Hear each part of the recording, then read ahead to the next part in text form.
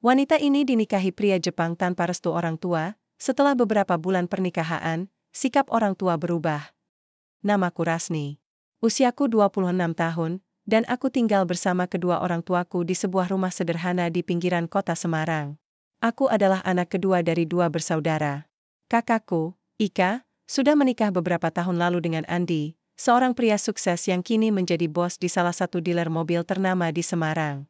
Meski aku selalu senang mendengar kabar bahagia tentang keluarga kakakku, aku tidak pernah benar-benar iri padanya. Aku hanya ingin menjalani hidup sesuai dengan keinginanku sendiri. Sejak kecil, aku sangat menyukai bahasa Jepang. Entah kenapa, setiap kali mendengar percakapan dalam anime atau membaca manga, ada semacam magnet yang menarikku untuk mempelajarinya lebih dalam. Ketertarikan itu akhirnya membawaku kuliah di jurusan sastra Jepang, dan sekarang aku bekerja sebagai guru bahasa Jepang di sebuah lembaga kursus. Aku mencintai pekerjaanku karena aku bisa berbagi pengetahuan dengan murid-muridku, baik anak-anak maupun dewasa. Ada rasa puas tersendiri ketika mereka mulai mengerti kata-kata asing yang dulu terdengar begitu sulit bagi mereka. Namun, meskipun aku bahagia dengan apa yang aku jalani, keluargaku, terutama ibuku, Bu Ikoh, dan ayahku, Pak Sunaryo, tidak pernah benar-benar mendukung pilihan hidupku. Mereka sering mengeluh bahwa aku terlalu sibuk dengan pekerjaan dan kurang fokus pada hal-hal yang lebih penting. Rasni, kamu itu sudah hampir kepala tiga, ujar ibuku suatu sore saat kami sedang makan bersama di meja makan. Wajahnya tampak tegang, dan nada bicaranya jelas-jelas menunjukkan kekecewaan. Kapan kamu mau menikah? Kamu pikir umurmu masih muda? Aku hanya bisa menghela napas. Ini bukan pertama kalinya ibuku membahas soal pernikahan. Setiap kali topik ini muncul, rasanya seperti ada batu besar yang menekan dadaku. Aku tahu ibuku hanya khawatir, tapi kadang-kadang caranya membuatku merasa seperti aku gagal sebagai anak perempuan. Aku masih muda, Bu, jawabku pelan sambil melanjutkan makanku. Lagi pula, aku belum bertemu orang yang tepat. Tepat, ibuku tertawa sinis. Kamu pikir pernikahan harus didasarkan pada cinta saja? Hidup ini butuh realitas, nak. Kamu butuh seseorang yang bisa memberimu masa depan yang stabil, bukan sekadar omong kosong tentang kesenangan. Ayahku, yang biasanya diam-diam mendengarkan pembicaraan kami, tiba-tiba angkat bicara. Ibumu benar, Rasni. Kami sudah capek lihat kamu sibuk ngajar-ngajar terus. Apa sih untungnya jadi guru bahasa Jepang? Gaji segitu-segitu aja kan? Aku menundukkan kepala, mencoba menahan emosi. Aku tahu mereka tidak bermaksud buruk, tapi kata-kata mereka sering menusuk hatiku. Bagiku, mengajar bukan hanya soal gaji. Aku melakukan ini karena aku mencintainya. Tapi sepertinya mereka tidak pernah benar-benar mengerti. Beberapa minggu kemudian, masalah semakin memanas. Ayahku mulai membicarakan rencana untuk menjodohkanku dengan teman kantornya, seorang pria bernama Pak Udin. Usianya 47 tahun, dan dia duda dengan 2 anak. Menurut ayahku, Pak Udin adalah orang yang baik, mapan, dan bisa memberiku kehidupan yang nyaman. Tapi aku tidak mencintainya, protesku keras saat ayahku pertama kali mengutarakan ide itu. Aku tidak mau menikah hanya karena tekanan. Cinta itu nanti datang sendiri, balas ayahku dingin. Yang penting sekarang kamu punya kepastian hidup. Aku merasa dunia terasa sempit dan sesak. Di usiaku yang masih muda, aku dipaksa untuk memilih antara kebahagiaanku sendiri dan harapan orang lain. Aku mencoba mencari dukungan dari kakakku, Ike. Namun, responsnya malah membuatku semakin frustrasi. Kamu harus mengerti posisi orang tua, nih, katanya suatu hari saat kami bertemu di rumahnya. Mereka hanya ingin yang terbaik untukmu. Tapi ini bukan yang terbaik bagiku, balasku. Bagaimana kalau aku bilang aku tidak bahagia? Aku meninggalkan rumah kakakku dengan perasaan campur aduk. Kenapa semua orang seolah-olah tahu apa yang terbaik untukku, padahal mereka tidak benar-benar memahami isi hatiku? Hari-hari berikutnya berjalan seperti siklus tanpa akhir. Orang tuaku terus menekanku, sementara aku terjebak di antara amarah dan rasa bersalah. Aku mulai merasa seperti seekor burung dalam sangkar, ingin terbang bebas tetapi selalu ditahan oleh jeruji tak kasat mata. Namun, di tengah semua tekanan itu, ada satu hal yang selalu membuatku bertahan, cinta terhadap bahasa Jepang.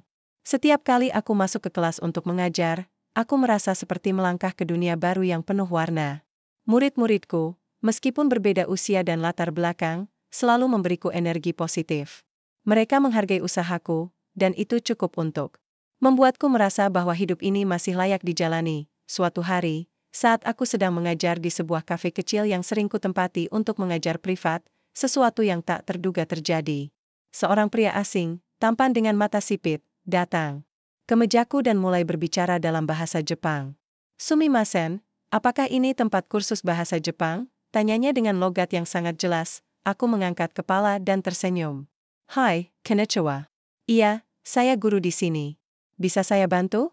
Pria itu tersenyum balik dan memperkenalkan dirinya. Nama saya Sora. Saya dari Jepang. Sedang liburan di Semarang, dan saya tertarik belajar lebih banyak tentang budaya Indonesia. Saat itulah, tanpa aku sadari, babak baru dalam hidupku dimulai. Pertemuan singkat dengan Sota membuka pintu menuju dunia yang sama sekali baru, dunia yang akan mengubah segalanya. Pertemuanku dengan Sota terjadi begitu saja, seperti angin yang tiba-tiba menyapu dedaunan di musim gugur. Awalnya aku tidak berharap apa-apa ketika dia duduk di hadapanku dan mulai berbicara dalam bahasa Jepang. Aku hanya menganggapnya sebagai murid biasa, seseorang yang ingin belajar lebih banyak tentang budaya Indonesia melalui bahasaku. Namun, semakin lama kami berbincang, semakin jelas bahwa ada sesuatu yang istimewa dari pria ini. Jadi, kamu sedang liburan di Semarang? Tanyaku setelah memperkenalkan diri secara singkat. Sota mengangguk, matanya berbinar dengan antusiasme. Ya, ini pertama kalinya saya ke Indonesia. Teman saya bilang Semarang punya banyak tempat menarik, jadi saya penasaran. Tapi, selain wisata, saya juga ingin memahami lebih dalam tentang budaya lokal. Aku tersenyum mendengarnya. Kamu datang ke tempat yang tepat, Sota. Di sini, budaya Jawa dan modernitas bercampur menjadi satu. Ada banyak hal yang bisa kamu pelajari. Dia tertawa kecil, suaranya lembut tetapi menghangatkan. Kalau begitu, mungkin kamu bisa jadi pemanduku, Kasnisan. Pernyataannya membuatku sedikit kikuk, tapi aku mencoba menjawab dengan santai. Tentu saja, asalkan kamu bersedia belajar bahasa Jepang dengan serius, kandaku. Sejak hari itu, Sota mulai rutin datang ke kafe untuk belajar privat denganku. Pelajaran kami tidak hanya seputar bahasa Jepang, tetapi juga tentang budaya dan adat istiadat Indonesia. Sota sangat tertarik dengan cerita-ceritaku tentang tradisi Jawa, seperti upacara pernikahan adat, seni batik, hingga masakan khas Semarang. Seperti lumpia. Setiap kali aku menjelaskan sesuatu, dia mendengarkan dengan penuh perhatian, seolah-olah setiap kata yang kuucapkan adalah mutiara yang harus disimpan baik-baik. Namun, ada satu hal yang membuatku merasa aneh, dan mungkin sedikit cemas. Chemistry di antara kami terasa begitu kuat. Sota memiliki cara tersendiri untuk membuatku merasa nyaman, seolah-olah aku sudah mengenalnya selama bertahun-tahun. Dia juga tampak benar-benar tertarik padaku, bukan hanya pada kemampuan bahasa Jepang atau pengetahuanku tentang budaya. Matanya seringkali menatapku lebih lama dari yang seharusnya, dan kadang-kadang, dia akan tersenyum tanpa alasan yang jelas. Suatu sore, setelah sesi belajar berakhir, Sota mengajakku minum teh di kafe. Rasni-san, boleh aku bertanya sesuatu, katanya dengan nada hari-hari. Tentu, apa itu? Balasku, mencoba terlihat santai meskipun jantungku mulai berdebar tak karuan. Menurutmu, apa yang paling penting dalam hidup? Pertanyaannya membuatku terkejut. Ini bukanlah topik yang biasa dibahas dalam percakapan sehari-hari, apalagi dengan seseorang yang baru ku kenal beberapa minggu. Namun, entah kenapa, aku merasa bisa membuka diri padanya. Aku pikir, kebahagiaan, jawabku pelan. Bagiku, melakukan sesuatu yang kita cintai dan merasa damai dengan pilihan kita adalah hal yang paling penting. Sota mengangguk, wajahnya tampak serius. Aku setuju. Kadang, orang-orang terlalu fokus pada ekspektasi orang lain sampai mereka lupa apa yang benar-benar mereka inginkan. Aku menatapnya, merasakan kedekatan yang tak terucapkan di antara kami. Kata-katanya seperti cermin bagi diriku sendiri. Selama ini, aku merasa seperti seekor burung dalam sangkar karena tekanan dari keluargaku. Namun, Sota, dengan segala kesederhanaannya, membuatku merasa bahwa dunia ini masih luas dan penuh kemungkinan. Meski demikian, ada bagian dari diriku yang tetap waspada. Hubungan kami terasa begitu cepat, dan aku khawatir jika orang tuaku tahu tentang Sota, mereka akan semakin marah. Aku belum siap menghadapi konflik baru di tengah semua tekanan yang sudah ada. Beberapa hari kemudian, saat aku sedang berjalan pulang dari kafe, aku mendengar suara langkah kaki di belakangku. Aku berbalik dan melihat ibuku, Bu Ikoh, berdiri dengan wajah cemberut. Siapa pria itu? Tanyanya langsung, Nadanya dingin seperti es. Aku terkejut, tapi berusaha menjaga ketenangan. Max Adebio, ibu lihat kamu ngobrol dengannya di kafe tadi. Pria asing itu. Apa hubunganmu dengannya? Aku menghela napas panjang. Aku tahu akan sulit menyembunyikan kebenaran darinya. Namanya Sora. Dia murid privatku. Kami hanya belajar bahasa Jepang bersama. Ibuku mendengus, matanya menyipit penuh curiga. Belajar? Kamu pikir ibu lahir kemarin, nih? Kenapa dia selalu datang ke kafe itu? Dan kenapa kamu selalu tersenyum-senyum begitu sama dia? Aku merasa defensif, tapi aku tahu tidak ada gunanya berdebat. Bu, tolong percaya padaku. Kami hanya guru dan murid. Murid? Ibuku tertawa sinis. Lalu kenapa dia selalu memandangimu? Seperti itu? Seperti dia tertarik padamu? Kamu tahu kan, pria Jepang itu suka main-main. Perkataannya membuat darahku mendidih. Bu, jangan seenaknya menilai orang sebelum mengenalnya. Sota bukan seperti itu. Dia orang yang baik. Bukan seperti apa, bentak ibuku. Kamu mau ikut-ikutan pacaran sama bule lagi? Ingat Yumarmu and I. Kamu bukan anak SMA yang bisa main-main dengan perasaan. Aku tidak bisa berkata apa-apa lagi. Aku hanya bisa menundukkan kepala dan berharap ibuku akan pergi. Tapi dia tidak bergerak, malah melanjutkan omelannya. Kamu harus sadar diri, Rasni. Orang tua sudah capek mikirin masa depanmu. Kalau kamu tidak mau dipersunting Pak Udin, ya cari yang lain. Tapi jangan harap ibu bakal setuju kalau kamu pacaran sama orang asing. Setelah itu, ibuku pergi meninggalkanku dengan perasaan campur aduk. Aku merasa marah, sedih, dan kecewa sekaligus. Kenapa mereka tidak bisa memahamiku? Kenapa mereka selalu memaksakan kehendak mereka tanpa memedulikan perasaanku? Namun, meski tekanan dari keluarga semakin besar, aku tidak bisa menyangkal bahwa hubunganku dengan Sota semakin dekat. Kami mulai berkomunikasi lebih sering, bahkan di luar jam belajar. Sota mengirimiku pesan setiap hari, menanyakan kabarku dan memberi dukungan ketika aku bercerita tentang masalahku dengan keluarga. Suatu hari, Sota mengajakku ke sebuah taman di pusat kota. Saat kami duduk di bangku taman, dia tiba-tiba menggenggam tanganku. Aku kaget, tapi tidak menarik tanganku.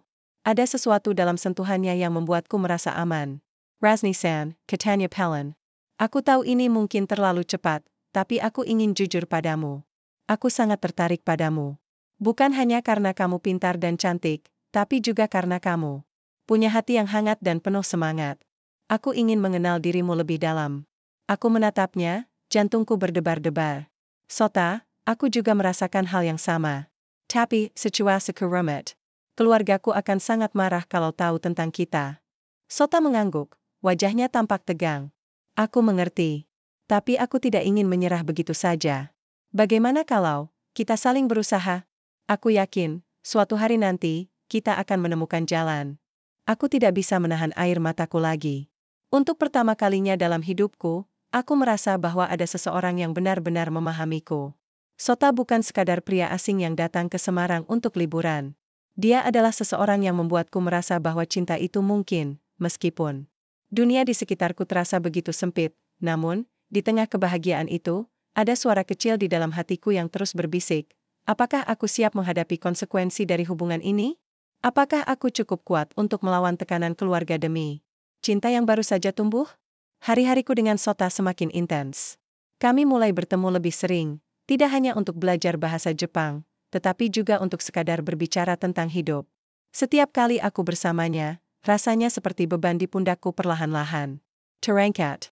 Dia selalu mendengarkanku dengan penuh perhatian, memberikan masukan tanpa menghakimi, dan yang paling penting, dia membuatku merasa bahwa aku layak dicintai apa adanya. Namun, meskipun hubungan kami semakin dekat, bayang-bayang keluargaku selalu menghantui pikiranku. Aku tahu, cepat atau lambat, mereka akan mengetahui keberadaan Sota. Dan ketika itu terjadi, aku tidak bisa membayangkan bagaimana reaksi mereka. Terutama ibuku, Bu Ikoh, yang sudah sangat keras kepala soal masa depanku. Suatu sore, saat aku sedang duduk di kafe bersama Sota, dia tiba-tiba mengatakan sesuatu yang membuatku terkejut. Rasni-san, katanya pelan, matanya menatapku dengan serius. Aku harus kembali ke Jepang minggu depan. Hatiku langsung terasa kosong. Ke Jepang? Ulangku, suaraku gemetar. Aku tahu ini pasti akan terjadi suatu hari nanti. Lagi pula, dia hanya sedang liburan di Indonesia. Tapi aku tidak siap untuk menghadapi kenyataan bahwa dia akan pergi begitu cepat. Sota mengangguk, wajahnya tampak tegang. Ya, aku harus kembali ke pekerjaanku. Tapi sebelum aku pergi, ada satu hal yang ingin aku bicarakan denganmu. Aku menatapnya. Jantungku berdebar-debar.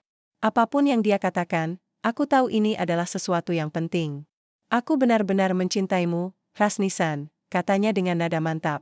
Aku tidak ingin hubungan kita berakhir begitu saja setelah aku kembali ke Jepang. Aku ingin kita melanjutkannya, tapi tentu saja, aku butuh persetujuanmu. Aku terdiam. Kata-katanya membuatku merasa hangat sekaligus takut. Tentu saja, aku juga mencintainya. Tapi cinta kami bukan hanya urusan hati, ada banyak hal lain yang harus dipertimbangkan. Keluargaku, budaya kami, dan perbedaan antara kami, semua itu adalah tantangan besar yang harus dihadapi. Soda, balasku pelan, mencoba memilih kata-kata dengan hati-hati. Aku juga mencintaimu. Tapi, kamu tahu situasiku. Keluargaku, mereka mungkin tidak akan menerima hubungan kita. Sota tersenyum tipis, seolah-olah dia sudah memperkirakan jawabanku. Aku tahu, Rasni-san. Tapi aku percaya pada cinta kita. Jika kamu mau, aku akan membawa orang tuaku ke sini untuk bertemu dengan keluargamu. Mereka orang baik, dan aku yakin mereka akan menyukaimu. Aku hampir tidak bisa bernapas. Pernyataan Sota begitu besar, begitu serius. Dia tidak hanya ingin melanjutkan hubungan ini, tapi juga siap mengambil langkah konkret untuk menjadikannya nyata. Namun, apakah aku siap menghadapi risiko besar ini? Setelah beberapa detik yang terasa seperti jam, aku akhirnya mengangguk. Baiklah, Sota. Aku akan mencoba. Tapi, aku tidak bisa menjanjikan apapun. Ini semua terlalu rumit. Sota menggenggam. Tanganku erat. Aku mengerti, Rasni-san. Kita akan melangkah satu demi satu. Yang penting, kita tetap bersama. Beberapa minggu kemudian, Sota kembali ke Jepang. Meski rasanya berat harus berpisah dengannya, aku tahu ini adalah langkah yang harus diambil. Setiap hari, kami tetap berkomunikasi melalui pesan dan telepon. Dia selalu memberiku dukungan, dan entah kenapa, kehadirannya meski dari jauh membuatku merasa lebih kuat dalam menghadapi tekanan keluargaku, namun, tekanan itu semakin besar. Ibuku, yang sepertinya sudah curiga tentang hubunganku dengan Sota, mulai meningkatkan serangan verbalnya. Kamu masih pacaran sama pria asing itu, ya? Tuduhnya suatu malam saat kami sedang makan malam. Wajahnya tampak marah, dan nada bicaranya begitu tajam. Aku menundukkan kepala, mencoba menahan emosi. Bu, tolong jangan salah paham. Kami cuma teman. Temen? Ibuku tertawa sinis. Kalau cuma teman, kenapa dia ngirimimu pesan tiap hari? Ibu lihat chatmu, and I. Jangan kira ibu buta. Aku merasa darahku mendidih. Bu, ini privasi. Kamu tidak punya hak untuk mengintip handphoneku. Privasi, bentak ibuku. Kamu lupa siapa yang bayarin makanmu setiap hari? Kamu lupa siapa yang kasih atap di atas kepalamu? Selama kamu tinggal di rumah ini, kamu harus patuh sama aturan kami. Aku tidak bisa berkata apa-apa lagi. Aku hanya bisa menundukkan kepala, air mataku mulai jatuh. Ayahku, Pak Sunario, yang biasanya diam, kali ini angkat bicara. Rasni, Dengga, ibumu benar. Kamu tidak bisa seenaknya pacaran sama pria asing. Orang Jepang itu beda budaya, beda cara pikir. Kamu pikir mereka bakal ngerti cara hidup kita? Tapi aku bahagia, yah, balasku, suaraku bergetar. Untuk pertama kalinya dalam hidupku, aku merasa dicintai apa adanya. Ayahku menggelengkan kepala, wajahnya tampak kecewa. Bahagia itu tidak kakap, and I. Hidup ini butuh realitas. Kamu harus mikirin masa depanmu, bukan cuma perasaan sesaat. Aku meninggalkan meja makan dengan hati yang hancur. Aku tahu mereka hanya khawatir, tapi caranya membuatku merasa seperti aku gagal sebagai anak perempuan. Kenapa mereka tidak bisa melihat bahwa aku juga punya hak untuk memilih hidupku sendiri?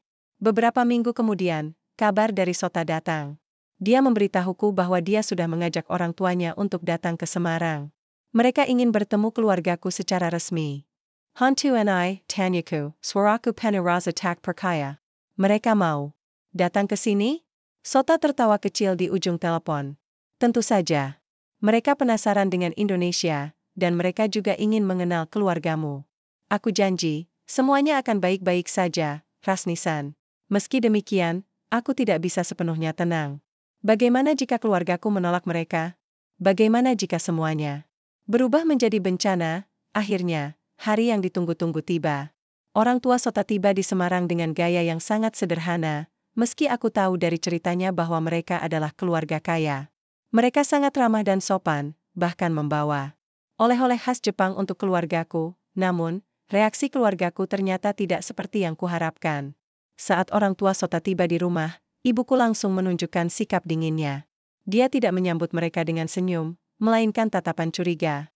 "Jadi, ini keluarganya?" tanya ibuku dengan nada sinis, matanya menyapu orang tua Sota dari kepala sampai kaki. Ayah Sota, seorang pria parubaya dengan rambut yang sudah memutih, tersenyum sopan. "Hai, saya adalah ayah Sota. Terima kasih sudah menerima kami." Ibuku hanya mendengus. "Lalu, apa maksud kedatangan Anda ke sini?" Orang tua Sota saling bertukar pandang, tampaknya menyadari ketegangan di udara. "Kami ingin membicarakan masa depan anak-anak kami," jawab Ibu Sota dengan nada lembut. "Kami tahu ini mungkin terlalu cepat, tapi Sota sangat serius dengan Rasni." Ibuku tertawa sinis. "Serius? Serius bagaimana? Apa Anda tahu apa tentang keluarga kami? Apa Anda tahu apa tentang budaya kami?" Aku merasa malu mendengar kata-kata ibuku. "Bu, tolong," bisikku, tapi dia langsung memotong. "Kamu diam saja, Ni," bentak ibuku. "Ini urusan orang dewasa." Melihat situasi yang semakin memanas, aku memutuskan untuk menginterupsi. "Bu, Pak, maafkan sikap ibu saya. Tapi saya mohon, mari kita bicarakan ini dengan tenang. Saya benar-benar mencintai Sota." Ibuku menatapku dengan mata menyala-nyala. "Senta? Kamu pikir cinta bisa menjamin masa depanmu? Kamu pikir mereka akan mengerti budaya kita?" "Aku akan belajar, Bu," balasku dengan nada tegas. "Aku akan berusaha. Tapi tolong, beri aku kesempatan." Akhirnya, setelah diskusi panjang yang penuh ketegangan, keluargaku setuju untuk memberi Sota dan keluarganya kesempatan. Meski ibuku masih menunjukkan rasa tidak puas, dia tidak bisa menolak fakta bahwa keluarga Sota adalah keluarga terpandang di Jepang. Pada akhirnya, Sota berhasil meyakinkan keluargaku bahwa dia serius dengan hubungan ini. Mereka sepakat untuk melanjutkan ke tahap berikutnya, pernikahan. Aku merasa lega, tapi di saat yang sama, aku tahu ini baru permulaan. Ada banyak hal yang harus dihadapi, terutama soal adaptasi budaya dan ekspektasi keluarga. Namun, di tengah semua ketidakpastian itu, ada satu hal yang aku yakini. Aku siap melangkah ke babak baru dalam hidupku bersama Sota. Apapun yang terjadi, aku tahu dia akan selalu ada di sisiku. Hari-hari setelah pertemuan keluarga kami dengan orang tua Sota terasa seperti mimpi yang rumit. Di satu sisi, aku merasa lega karena mereka akhirnya memberi lampu hijau untuk hubunganku dengan Sota. Di sisi lain, tekanan baru mulai muncul, terutama dari ibuku, Bu Ikoh, yang meskipun sudah menyetujui pernikahan ini, tetap menunjukkan sikap dingin kepada Sota dan keluarganya. "Kamu pikir semua ini akan berjalan mulus?" tanyanya suatu sore saat kami sedang membersihkan rumah. "Orang Jepang itu beda, Ni. Kamu harus hati-hati." Aku menghela napas panjang, mencoba menahan emosi. "Bu, tolong, aku sudah cukup stres dengan semua ini. Aku hanya ingin bahagia." Ibuku mendengus, wajahnya tampak muram. "Bahagia? Kamu pikir pernikahan itu cuma soal bahagia? Ini soal hidupmu seumur hidup, Ni. Jangan sampai kamu salah langkah." Meski kata-katanya menusuk hatiku, aku tahu dia hanya khawatir. Namun, kadang-kadang caranya membuatku merasa seperti anak kecil yang tidak bisa memutuskan apapun sendiri. Sementara itu, persiapan pernikahan berlangsung begitu cepat. Orang tua Sota ingin acara diselenggarakan di Semarang, tempat tinggalku, sebagai bentuk penghormatan kepada keluargaku. Mereka juga menawarkan untuk membiayai seluruh acara, dan aku harus mengakui, mereka benar-benar serius. Segala sesuatunya dipersiapkan dengan sangat mewah, mulai dari dekorasi hingga catering. Bahkan, mereka menyewa salah satu hotel bintang 5 di pusat kota untuk resepsi. Namun, semakin dekat hari pernikahan, aku merasa ada sesuatu yang aneh. Keluarga Sota tampak begitu percaya diri, seolah-olah mereka tidak pernah merasa khawatir tentang masa depan. Aku mencoba bertanya kepada Sota tentang hal ini, tapi dia hanya tersenyum dan berkata, "Jangan khawatir, Rasni-san. Ayah dan ibu hanya ingin yang terbaik untuk kita." Meski demikian, rasa penasaranku tidak kunjung hilang. Sampai suatu hari, saat aku sedang berbincang dengan kakakku, Ika, rahasia besar itu akhirnya terungkap. "Ni, kata Ika pelan saat kami duduk di ruang tamu rumahnya. Ada sesuatu yang harus kamu tahu tentang keluarga Sota. Aku langsung menoleh, jantungku berdebar-debar. Apa maksudmu? Ika menatapku dengan ekspresi serius. Andi cerita padaku. Ternyata, keluarga Sota bukan cuma kaya biasa. Mereka adalah pemilik salah satu dealer mobil mewah terbesar di Jepang. Aku terdiam, tidak bisa berkata apa-apa. Aku tahu mereka kaya, tapi tidak pernah membayangkan bahwa mereka memiliki bisnis sebesar itu. Maksud kamu, lebih besar daripada Andi? Ika mengangguk. Jauh lebih besar. Bisnis mereka bahkan sudah go internasional. Itu sebabnya mereka bisa begitu royal dalam persiapan pernikahanmu. Aku merasa dunia berputar begitu cepat. Kenapa Sota tidak pernah memberitahuku tentang ini? Apakah dia sengaja menyembunyikannya? Kenapa mereka tidak bilang apa-apa? Tanyaku pelan, suaraku gemetar. Mungkin mereka tidak mau kamu merasa tertekan, jawab Ika. Tapi sekarang kamu tahu, kamu akan jadi bagian dari keluarga yang sangat berpengaruh. Aku tidak tahu apakah aku harus merasa senang atau takut. Di satu sisi, ini adalah kesempatan besar bagi hidupku. Di sisi lain, aku khawatir bahwa perbedaan status sosial ini akan membuatku semakin sulit untuk diterima oleh keluarga Sota. Pernikahan akhirnya tiba. Hari itu adalah salah satu hari paling indah dalam hidupku. Dekorasi di hotel begitu megah, dengan bunga-bunga segar yang menghiasi setiap sudut ruangan. Para tamu datang dari berbagai kalangan, teman-teman keluargaku, kolega ayah Sota dari Jepang, bahkan beberapa pejabat lokal yang hadir atas undangan orang tua Sota. Aku mengenakan gaun pengantin putih yang elegan, sementara Sota tampak tampan dalam setelan hitam tradisional Jepang. Saat kami berdiri di pelaminan, rasanya seperti waktu berhenti. Semua ketegangan, semua kekhawatiran yang selama ini menghantuiku, seolah-olah lenyap begitu saja. Namun, di tengah kebahagiaan itu, ada momen yang membuatku merasa canggung. Ketika acara resmi dimulai, ayah Sota naik ke panggung untuk memberikan pidato. Dia berbicara dalam bahasa Jepang, lalu diterjemahkan oleh seorang penerjemah profesional. Kami sangat bangga bisa menyambut Rasni sebagai bagian dari keluarga kami, katanya dengan nada hangat. Dia adalah wanita yang luar biasa, dan kami yakin dia akan menjadi istri yang sempurna untuk Sota. Setelah pidato, ibuku tiba-tiba berdiri dari kursinya dan maju ke arah panggung. Wajahnya tampak tegang, dan aku langsung merasa khawatir. Apa yang akan dia lakukan? Maafkan saya, katanya dengan suara bergetar, namun cukup keras untuk didengar oleh semua tamu. Sebagai ibu dari penggantian wanita, saya ingin mengucapkan permintaan maaf kepada keluarga Sota. Selama ini, saya terlalu keras kepala dan tidak bisa melihat betapa baiknya keluarga Anda. Saya minta maaf atas semua sikap buruk saya. Ruang ITU langsung sunyi senyap. Aku merasa malu, tapi di saat yang sama, aku merasa lega. Ibuku akhirnya mengakui kesalahannya, dan itu adalah langkah besar baginya. Ayah Sota tersenyum lembut. Terima kasih atas kata-katamu, Bu Ikoh. Kami memahami bahwa budaya kita berbeda, tapi itulah yang membuat hubungan ini begitu istimewa. Para tamu mulai bertepuk tangan, dan suasana kembali hangat. Namun, di tengah keriuhan itu, aku merasakan tatapan tajam dari Andi, suami kakakku. Dia duduk di barisan depan bersama Ika, tapi matanya tampak menyimpan sesuatu, mungkin kecemburuan, mungkin iri. Setelah acara selesai, aku mencoba menemui Andi untuk berbicara dengannya. Namun, dia langsung menghindar dan meninggalkan ruangan. Bersama Ika, aku tahu ada sesuatu yang terjadi, tapi aku memutuskan untuk tidak memikirkannya terlalu dalam. Hari ini adalah hariku, dan aku ingin menikmatinya sepenuhnya. Beberapa minggu setelah pernikahan, aku dan Sota memutuskan untuk pindah ke Jepang.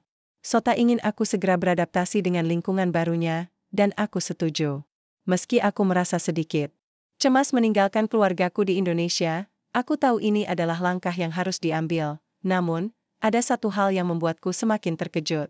Suatu pagi, saat aku sedang memeriksa hasil tes kehamilan yang kuambil diam-diam, aku melihat 2 garis biru di layar kecil itu.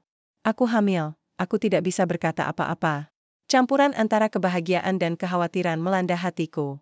Bagaimana jika keluarga Sota merasa terlalu cepat? Bagaimana jika aku tidak bisa menjadi ibu yang baik? Namun, ketika aku memberitahu Sota tentang kabar ini, dia langsung tersenyum lebar dan memelukku erat. Ini adalah berita terbaik yang pernah aku dengar, Rasni-san. Kita akan jadi keluarga yang hebat. Aku menangis dalam pelukannya, merasa lega dan bahagia. Meski tantangan masih menanti, aku tahu bahwa aku tidak sendirian. Sota akan selalu ada di sisiku, dan bersama-sama, kami akan menghadapi segala sesuatu yang datang pada kami. Hari-hariku di Jepang dimulai dengan perasaan yang campur aduk, antara kegembiraan, rasa penasaran, dan sedikit ketakutan. Setelah pernikahan mewah di Semarang, aku dan Sota memutuskan untuk menetap di rumah keluarganya di Osaka. Kota ini begitu berbeda dari Semarang. Segalanya tampak lebih teratur, lebih modern, tetapi juga lebih sunyi dibandingkan keramaian yang biasa kurasakan di Indonesia. Awalnya, aku merasa seperti seorang turis yang tersesat di negeri asing. Bahasa Jepang yang selama ini kujadikan alat untuk mengajar murid-muridku ternyata tidak cukup membantu dalam kehidupan sehari-hari. Ada banyak kosakata dan ungkapan yang belum pernah kudengar sebelumnya. Aku sering salah ucap saat berbicara dengan orang-orang di sekitarku, yang membuatku merasa malu dan kurang percaya diri. Namun, meski ada tantangan bahasa, Sota selalu berada di sisiku untuk membantu. Dia sabar menjelaskan setiap kata atau frasa yang tidak kupahami, dan dia juga sering membawaku berkeliling kota untuk memperkenalkanku pada tempat-tempat penting. Jangan khawatir, Rasni-san, katanya suatu sore saat kami pulang dari supermarket. Kamu akan terbiasa dengan semua ini. Aku hanya bisa tersenyum tipis, mencoba meyakinkan diri bahwa semuanya akan baik-baik saja. Namun, di balik senyum itu, aku merasakan tekanan besar. Tidak hanya soal bahasa, tapi juga ekspektasi keluarga Sota. Mereka sangat ramah dan hangat, namun kadang-kadang aku merasa mereka memiliki standar tinggi tentang bagaimana seorang menantu harus bersikap. Misalnya, Ibu Sota sering memberiku nasihat tentang cara berpakaian, cara duduk, bahkan cara menyajikan teh kepada tamu. Semua itu membuatku merasa seperti aku sedang diuji. Rasni-san, kamu harus ingat bahwa di Jepang, kesopanan adalah hal yang sangat penting, kata Ibu Sota suatu pagi saat kami sedang sarapan bersama. Orang akan menilaimu dari sikapmu, bukan hanya dari penampilanmu. Aku mengangguk pelan, mencoba mencerna kata-katanya. Arigatou gozaimasu, Oka-san. Saya akan berusaha lebih baik. Meski demikian, ada satu hal yang membuatku semakin stres, kabar kehamilanku. Saat aku memberitahu keluarga Sota tentang kehamilan ini, mereka langsung antusias. Ayah Sota bahkan sampai memesan pakaian bayi dan perlengkapan lainnya secara online tanpa menanyakan pendapatku terlebih dahulu. Meski niat mereka baik, aku merasa sedikit tertekan karena mereka seolah-olah sudah merencanakan semuanya tanpa melibatkanku. Sota, apa mereka tidak merasa terlalu cepat? Tanyaku suatu malam saat kami sedang berbaring di kamar. Aku masih belum siap menjadi seorang ibu. Sota tersenyum lembut sambil menggenggam tanganku. Mereka hanya ingin yang terbaik untuk kita, Rasni-san. Lagi pula, kita punya waktu 10 bulan untuk mempersiapkan semuanya. Kamu tidak perlu khawatir. Aku menghela napas panjang. Tapi bagaimana kalau aku tidak bisa menjadi ibu yang baik? Sota langsung mendekat dan memelukku erat. Kamu pasti bisa, Rasni-san. Kamu adalah wanita terkuat yang pernah aku kenal. Dan aku akan selalu ada di sisimu, membantu kamu dalam segala hal. Kata-katanya membuatku merasa sedikit lega, tapi aku tahu bahwa tantangan ini tidak akan mudah. Di tengah semua tekanan ini, aku juga mulai merindukan keluargaku di Indonesia. Ibuku, Bu Ikoh, yang awalnya begitu keras kepala, kini menjadi sosok yang sering kupikirkan.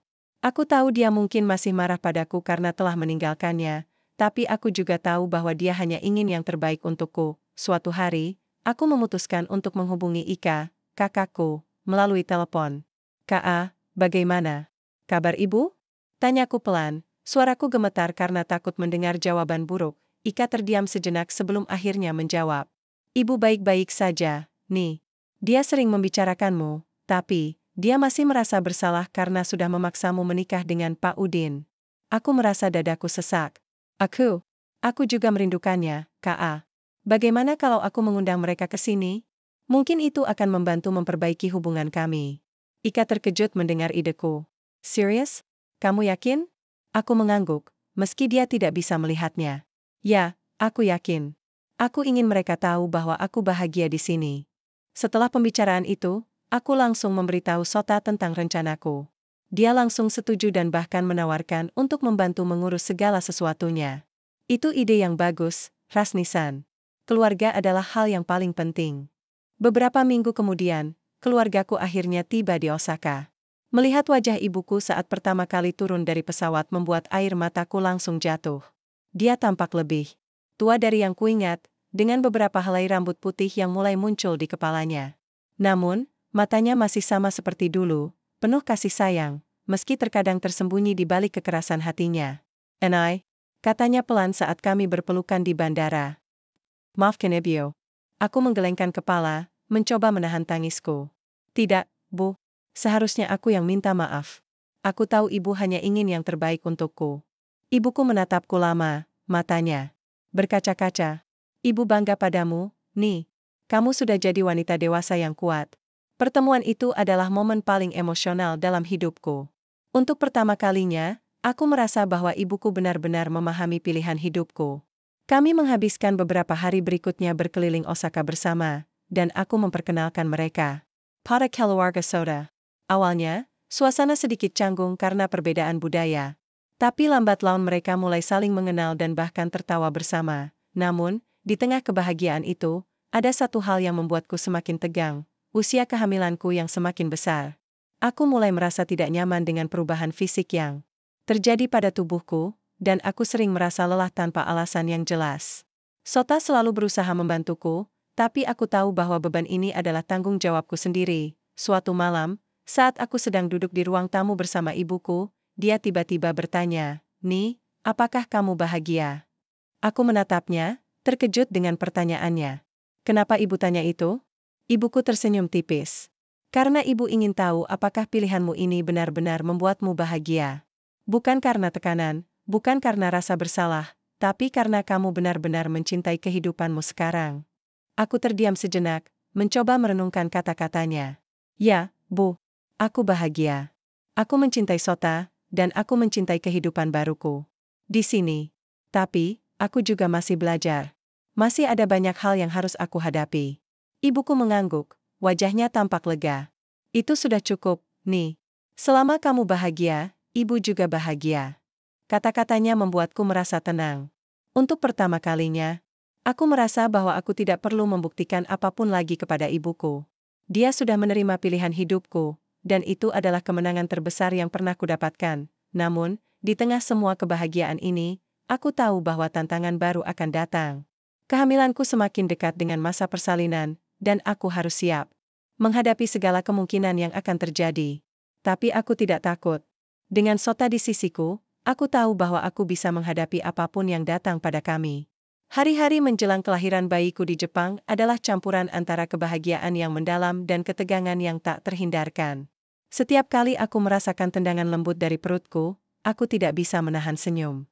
Ini adalah bagian dari diriku dan Sota, sebuah kehidupan baru yang akan kami bagi bersama. Namun, ada juga rasa cemas yang terus menyelimuti pikiranku. Apakah aku cukup siap untuk menjadi seorang ibu? Apakah aku bisa memenuhi ekspektasi keluarga Sota, yang tampak begitu tinggi? Sota selalu berusaha menenangkanku setiap kali aku merasa khawatir. "Kamu tidak harus sempurna, Rasni-san," katanya suatu malam saat kami duduk berdua di ruang tamu. Cahaya lampu remang-remang membuat wajahnya tampak lebih lembut dari biasanya. "Yang penting adalah kita saling mendukung satu sama lain." Aku menghela napas panjang, mencoba menenangkan hatiku.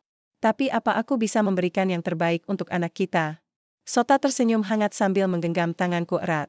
"Kamu sudah memberikan yang terbaik sejak awal, Rasni-san. Kamu rela meninggalkan rumahmu, menghadapi budaya baru, dan belajar hal-hal yang mungkin sulit untukmu. Itu semua membuktikan betapa kuat dan hebatnya kamu." Kata-katanya selalu berhasil membuatku merasa sedikit lebih tenang. Meski demikian, tekanan dari luar tetap ada. Ibu Sota sering memberiku nasihat tentang cara merawat bayi sesuai tradisi Jepang. Kadang-kadang, nasihat itu membuatku merasa seperti aku tidak cukup baik sebagai calon ibu. "Rasni-san, kamu harus ingat bahwa di Jepang, bayi tidur di tempat tidur sendiri sejak lahir," kata Ibu Sota suatu sore saat kami sedang minum teh bersama. "Itu untuk melatih kemandirian mereka." Aku mengangguk pelan, meski dalam hati aku bertanya-tanya apakah aku bisa benar-benar melakukan itu. Di Indonesia, bayi biasanya tidur bersama ibunya sampai usia tertentu. Aku tahu bahwa ini adalah perbedaan budaya, tapi kadang-kadang aku merasa seperti aku harus memilih antara dua dunia yang sangat berbeda. Namun, meski ada banyak tantangan, ada satu hal yang membuatku semakin kuat, dukungan dari ibuku, Bu Ikoh. Setelah kunjungannya ke Osaka beberapa bulan lalu, hubungan kami semakin membaik.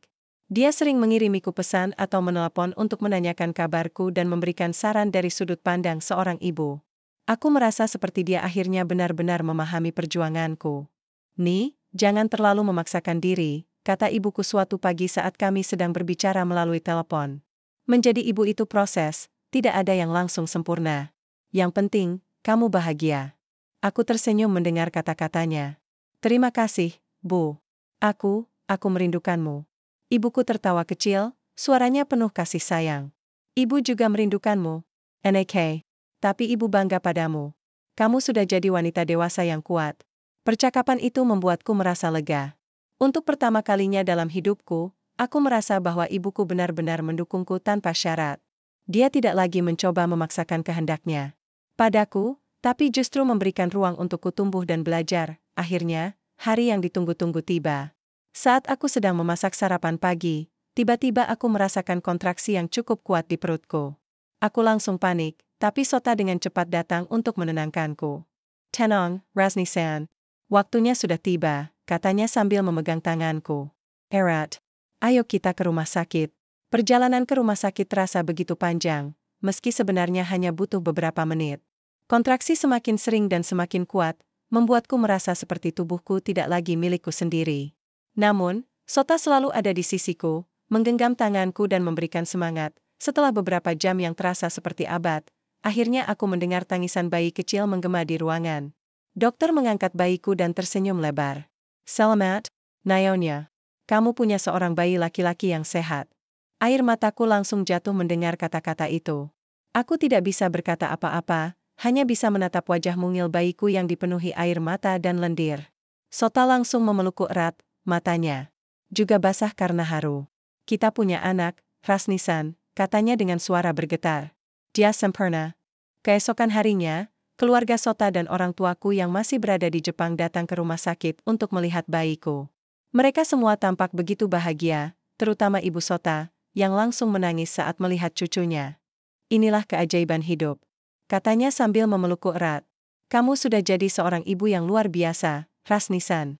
Ibuku, Bu Ikoh, juga tidak bisa menahan air matanya. Dia memegang tanganku erat dan berkata, "Ibu bangga padamu, Ni. Kamu sudah jadi wanita yang luar biasa." Melihat reaksi mereka membuatku merasa seperti semua perjuangan yang telah kulalui selama ini akhirnya terbayar lunas. Aku tidak hanya berhasil menjadi seorang istri di negeri asing, tapi juga seorang ibu bagi anakku yang baru lahir. Kami memutuskan untuk memberi nama bayiku Haruto, yang berarti matahari dan terbang dalam bahasa Jepang. Nama itu dipilih oleh Sota dan aku setelah banyak diskusi. Bagi kami, Haruto adalah simbol dari kehidupan baru yang penuh harapan, kehidupan yang melampaui batas budaya, status sosial, dan segala perbedaan yang pernah menjadi penghalang. Beberapa minggu kemudian, setelah pulang dari rumah sakit, aku mulai belajar menjadi seorang ibu. Ada banyak hal yang tidak aku ketahui sebelumnya, seperti cara memandikan bayi, memberinya susu, atau bahkan sekadar menenangkannya saat ia menangis. Namun, Sota selalu berada di sisiku, membantu dan memberikan dukungan tanpa henti. Suatu sore, saat aku sedang duduk di taman dekat rumah bersama Haruto, aku merasa seperti akhirnya menemukan kedamaian. Bayi kecil itu tertidur di pangkuanku, dan angin sepoi-sepoi membuat daun-daun di pepohonan bergoyang pelan. Aku memandang langit biru yang cerah, merasakan ketenangan yang belum pernah kurasakan sebelumnya. "Semua ini layak, ya, Haruto," gumamku pelan, membelai kepala bayiku yang berbulu halus. Sota, yang duduk di sampingku, tersenyum lembut. "Ya, Rasni-san. Semua perjuangan kita membawa kita ke titik ini. Dan ini hanya permulaan." Aku mengangguk, merasa puas dengan jawaban itu. Aku tahu bahwa hidup tidak akan selalu mudah, tapi aku juga tahu bahwa aku tidak sendirian. Dengan Sota di sisiku, dengan keluargaku yang akhirnya mendukungku, dan dengan Haruto di pangkuanku, aku merasa bahwa aku sudah menemukan kebahagiaan sejati. Di tengah kehangatan musim semi Jepang, aku merasa seperti seekor burung yang akhirnya bebas dari sangkar. Aku tidak lagi terjebak dalam tekanan orang lain atau ekspektasi yang tidak realistis. Aku hanya ingin menjalani hidup dengan caraku sendiri, bersama orang-orang yang aku cintai, dan disitulah aku menyadari bahwa cinta sejati bukan hanya soal perasaan, tapi juga soal perjuangan. Perjuangan untuk saling memahami, saling mendukung, dan saling menghargai. Cinta sejati adalah tentang bagaimana kita bisa tumbuh bersama, Meskipun ada perbedaan yang harus diatasi, Haruto mulai bergerak pelan di pangkuanku, matanya yang kecil mulai terbuka. Aku tersenyum melihat wajah polosnya, merasakan getaran cinta. Yang begitu besar di dalam hatiku. Selamat datang di dunia, Nak, by Sikupelen. Ini adalah awal dari petualangan kita.